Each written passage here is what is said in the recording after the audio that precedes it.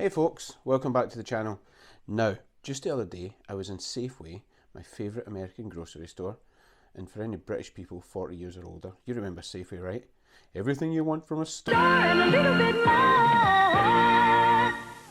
So I was in Safeway, sorry I've got people behind the camera making me laugh. I was in Safeway getting some ingredients for my Cull and Skink video. If you haven't seen the Cull and Skink video, go to the link above my head and you can check out that video. It's a classic Scottish soup stew type dish and it was just delightful. But anyway, I was in the store and I seen this grass-fed, 100% natural, bone-in lamb stew meat. And what made it even better was, I mean, this is normally really expensive. I wouldn't buy it because I'm a tight Scot. But it had 30% off, 30% off. And if you have a Scotsman in your life, you'll know how tight they are. When they drop a penny, it hits them on the back of the head, bending down to pick it up. Anyway, I got this lamb stew meat and I had to think, what can I make with bone-in lamb stew meat? So I went online, looked for a few things that would use it, and I decided I'm going to make bone-in lamb vindaloo.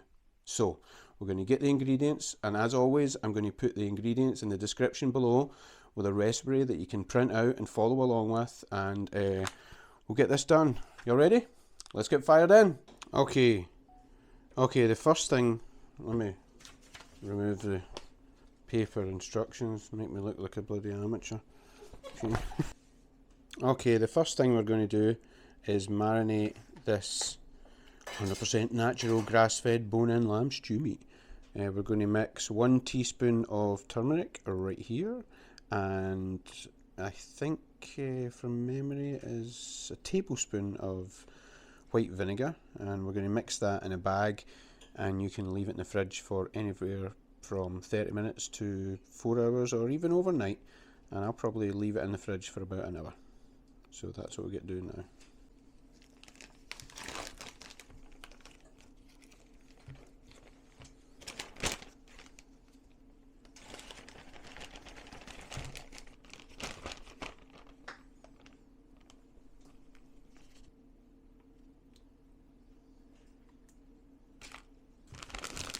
Okay, we'll close up the bag a bit, get it all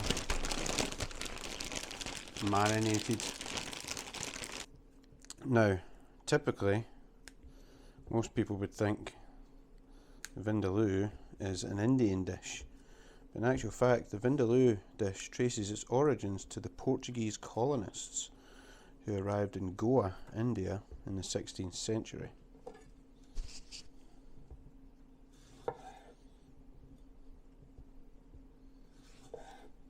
Portuguese brought this dish with them, and it was originally called carne de Vindaloo, which means the meat with wine and garlic. And if you've checked the description and the ingredients list, there's no wine in this, and we're only using garlic paste, so something must have changed, right? Well, that would probably be fusion, a blend of two different nations' culinary traditions blending with each other. The original Portuguese recipe consisted of pork marinated in wine, garlic and spices. It was often slow cooked to tenderise the meat and enhance the flavours. Learn something new every day on the AyeHe-Will show. Now, when the Portuguese influenced the dish to Goa in India, local cooks adapted it using Indian ingredients, and that's where a lot of the spices come from that we'll be adding today. Like wine was replaced with vinegar for marinating, and they got their wine from their palm toddies. And the Indian spices such as cumin, coriander, turmeric and chilies were incorporated, creating a spicier version than the original Portuguese dish. This is all stuff I researched online before deciding what to make with this lamb, so I hope you're all paying attention, as there will be a test at the end. Okay, now that I've got the onions chopped and tomatoes chopped, we'll get the hot plate on here and we'll start releasing some of the flavours from the spices before we add everything else. First thing you want to do is heat some oil in this pot Once the oil's hot, you're going to add the cumin seeds and the cinnamon powder or a cinnamon stick. If you're using a cinnamon stick, that's fine, but if you only have cinnamon powder, just use a half teaspoon of cinnamon powder. Now, as I was saying before, the wine was replaced with vinegar, and the spices from India were added to change this Portuguese dish into more of an Indian dish. Goa's Portuguese influenced Catholic community often used pork, but in many regions of India, lamb, chicken, or even seafood became common substitutes, and that's why you have the chicken and lamb vindaloo that you see today in Indian restaurants. Pretty much everything changed just a little bit in this dish from Portuguese, slowly making its way to more like an Indian dish. Even the name Vindaloo, which means wine and garlic, over time the pronunciation evolved in India and the dish became a hallmark of Goan cuisine. If you've never heard of Goa, it's basically like the party area of India. It's a lot of young people from Australia and New Zealand go there for vacation. It's like a pretty cool place to go apparently. Never been myself, but I'd love to go. Okay, let's add the cumin seeds and the cinnamon.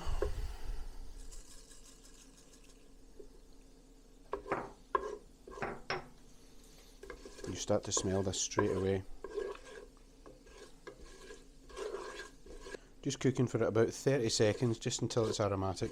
You start to smell it come out and release. Okay, next we're going to add the onion. We're just going to saute the onion until golden brown, probably about 5 to 7 minutes on medium-high heat. As I was saying, it's a Goan dish, and as a Goan speciality, Vindaloo became widely associated with the festive occasions in Goa's Catholic households as a tie-in to the Portuguese.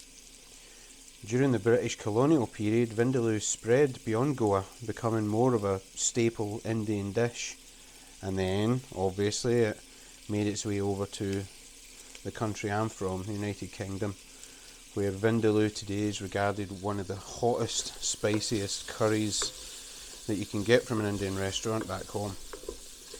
In fact, as a young guy, I'd go into an Indian restaurant with friends, and it's almost like male bravado trying to ask for the hottest vindaloo you could, and I'll tell you what, you wouldn't be finishing it, that's for sure. But this one won't be too hot today. We'll just tone down the spice a little bit just so that I can actually feed the rest of the household here without them complaining. To sum it up, Vindaloo reflects the rich history of cultural exchange and adaptation, kind of blending European, Portuguese and Indian flavours into a dish that tells a story of exploration and local ingenuity, really. Okay, this is looking and smelling amazing. Give it maybe another 3 or 4 minutes here. Okay, next we're going to add our garlic and our ginger. Now, in the ingredients in the description, I've added the right amount of raw garlic and ginger, but I'm going to be using ginger paste and garlic paste today. It's just as good as long as you've got a nice fresh paste. I'll be using 2 teaspoons of the garlic and 1 teaspoon of the ginger.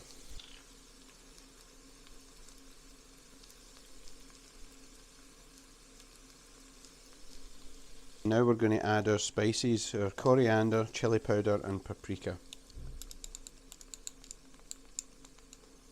Coriander, chili powder and paprika. That cook for about 30 seconds or a minute.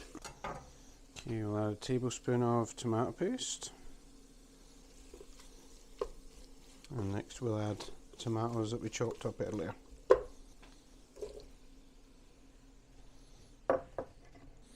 Now we're going to cook this until the tomatoes break down and release some of their moisture into the pot, probably about 5 to 7 minutes. Just keep an eye on it.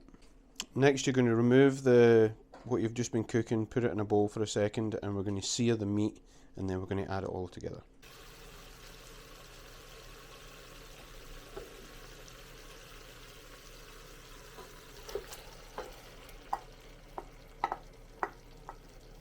Going to add 1 more tablespoon of white vinegar. And then I'm going to add a little bit of stock.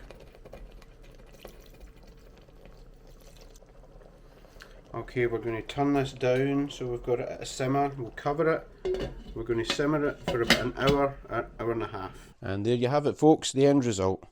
Now, next time if you go to the store and you find some 100% organic grass-fed meat on a special deal, maybe try Vindaloo a go.